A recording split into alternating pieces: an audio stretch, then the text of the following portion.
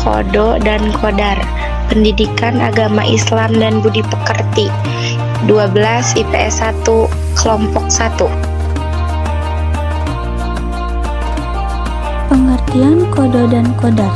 Pengertian Qadha secara bahasa berarti ketetapan, ketentuan, ukuran, takaran, atau sifat secara istilah, yaitu ketetapan Allah yang tercatat di Lauhul Mahfuz, papan yang terpelihara sejak zaman ajal. Pengertian Qadar secara bahasa berarti ketetapan yang telah terjadi atau keputusan yang diwujudkan.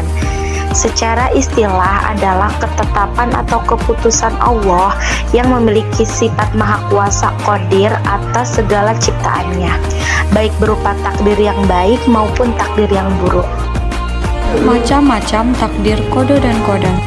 Takdir mubrom. Takdir mubrom adalah takdir atau ketentuan mutlak dari Allah Subhanahu wa Ta'ala yang tidak dapat diubah oleh siapapun. Contoh takdir mubrom: setiap makhluk hidup pasti akan mengalami mati. Firman Allah Subhanahu wa Ta'ala, kullu nafsin dha'iqatul maut wa innama tuwaffawna ujurakum yaumal qiyamah, yang artinya tiap-tiap yang bernyawa akan merasakan mati. Sesungguhnya pada hari kiamat sajalah disempurnakan pahlamu. Quran Surat Ali Imran ayat 185. Takdir mu'allaq. Takdir mu'allaq adalah takdir yang masih dapat diubah melalui usaha manusia. Setiap hamba diberi kesempatan oleh Allah untuk berusaha mengubah keadaan dirinya menjadi lebih baik.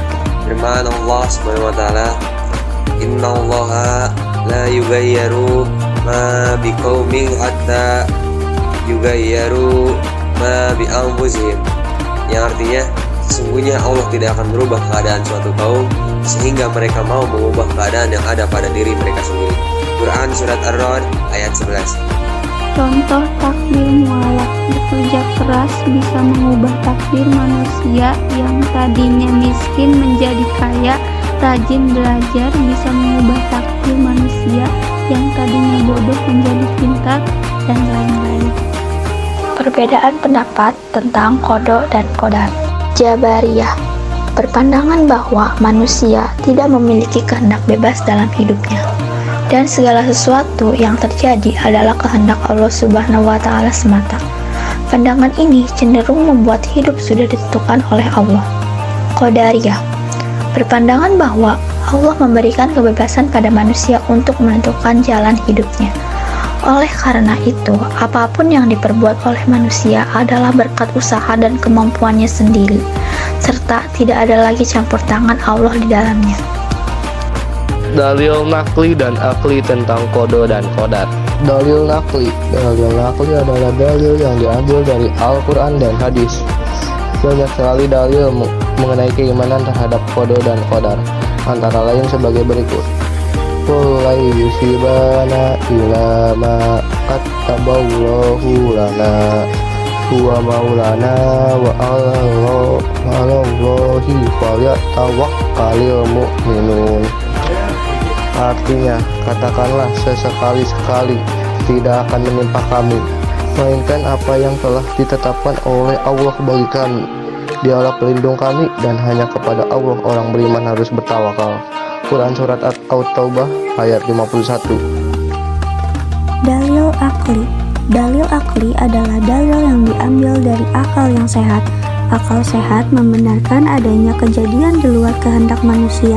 Akal sehat juga mengakui adanya peraturan, ukuran, undang-undang, sifat, serta hukum alam atau sunatullah yang berlaku bagi alam semesta, seperti api bersifat panas, tanah bersifat padat, atau air laut terasa asin. Orang yang ingin pintar harus belajar, ingin kaya harus berusaha. Takdir, ikhtiar, dan tawakal. Takdir sebagaimana telah dijelaskan adalah takaran ukuran, ketetapan peraturan, undang-undang yang diciptakan Allah, tertulis di Lauhul Mahfuz sejak zaman ajali dan berlaku bagi semua makhluknya. Ikhtiar, pemahaman yang menyeluruh mengenai Qadha dan Qadar akan melahirkan pribadi yang mau bekerja keras dalam meraih sesuatu. Tawakal. Tawakal diartikan sikap pasrah dan menyerahkan segala urusannya kepada Allah. Ajaran tawakal ini menanamkan kesan bahwa manusia hanya memiliki hak dan berusaha, sedangkan ketentuan terakhir tetap di tangan Allah Subhanahu wa Ta'ala. Perilaku cerminan iman kepada qada dan qadar. 1. Yakin terhadap qada dan qadar dari Allah, karena pada hakikatnya qada dan qadar tersebut sangat logis atau masuk akal. 2. Pemahaman yang menyeluruh mengenai qada dan qadar akan melahirkan pribadi yang mau bekerja keras dalam meraih sesuatu. Nomor 3, Allah tidak akan menyalahi hukumnya, sunnatullah, sehingga manusia harus yakin akan kekuasaannya atas hidup dan kehidupan manusia. Nomor 4, kita tidak boleh sombong apabila kita berhasil meraih sesuatu, karena semua itu tidak semata-mata atas usaha kita sendiri. 5. Tidak boleh putus asa karena senantiasa husnuzon pada keadilan Allah. 6. Bersyukur apabila memperoleh rezeki apapun bentuknya, dan senantiasa bersabar apabila mendapatkan ujian atau musibah. Sekian dari kami. Wassalamualaikum